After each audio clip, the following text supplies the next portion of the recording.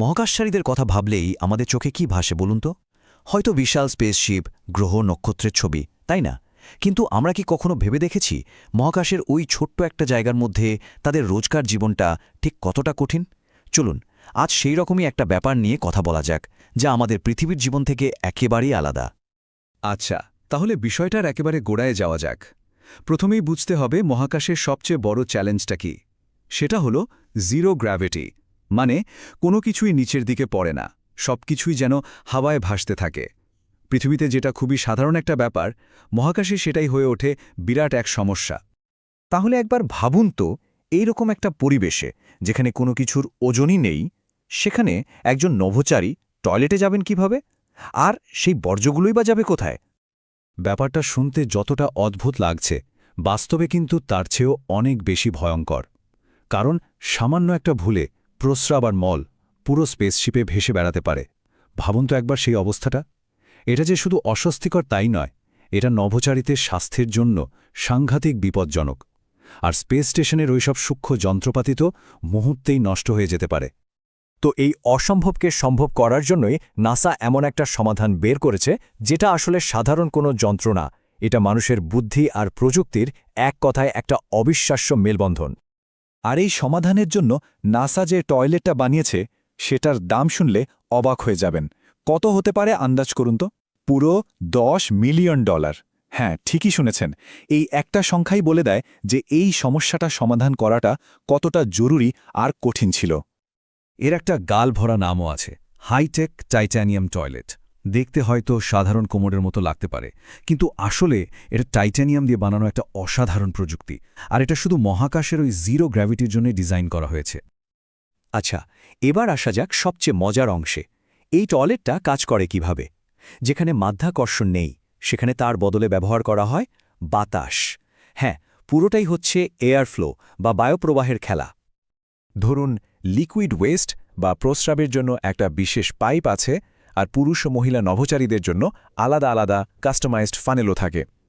এর কারণটা খুব সিম্পল, যাতে শরীরের সাথে একদম পারফেক্ট একটা সিল তৈরি হয়, এক ফোঁটাও যেন বাইরে না আসে। আর এটা ব্যবহার করাও খুব সহজ। জাস্ট সঠিক ফানেলটা নিয়ে সুইচ অন করতে হয়। আর যেই না সুইচ অন করা হলো, সাথে সাথে একটা পাওয়ারফুল সাকশন সিস্টেম চালু হয়ে যায়, একদম একটা ভ্যাকিউম ক্লিনারের মতো। বাতাসের চাপে সব লিকুইড ওয়েস্টকে স্রুত করে ভেতরে টেনে নেয়। বেশ, তরল বর্জ্যের ব্যাপারটা তো বোঝা গেল, কিন্তু কঠিন বর্জ্যের কি হবে? ওটা তো আরও বড় চ্যালেঞ্জ। কঠিন বর্জ্যের জন্য যে জায়গাটা, সেটার মুখটা মাত্র 5 ইঞ্চি চওড়া। হ্যাঁ, মাত্র 5 ইঞ্চি।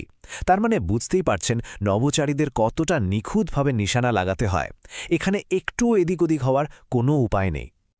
ব্যাপারটা আরেকটু সহজে বললে, আমাদের পৃথিবীতে যে সাধারণ টয়লেটগুলো আমরা ব্যবহার করি, তার চেয়ে এই ছিদ্রটা অনেক অনেক ছোট। আর এই নিখুঁত নিশানা লাগানোর জন্য নভোচারীদের পৃথিবীতে রীতিমতো ট্রেনিং নিতে হয়। এমনকি ক্যামেরা লাগানো টয়লেট ব্যবহার করে প্র্যাকটিস করতে হয়। কিন্তু গল্পটা এখানেই শেষ না। বর্জ্য জমা করার পর যা হয় তা শুনলে অবাক হয়ে যাবেন। আর এটাই কিন্তু মহাকাশে মানুষের টিকে থাকার একটা মূল রহস্য। তো প্রশ্নটা হলো, এই যে প্রস্রাবটা সংগ্রহ করা হলো, ওটার কি হয়?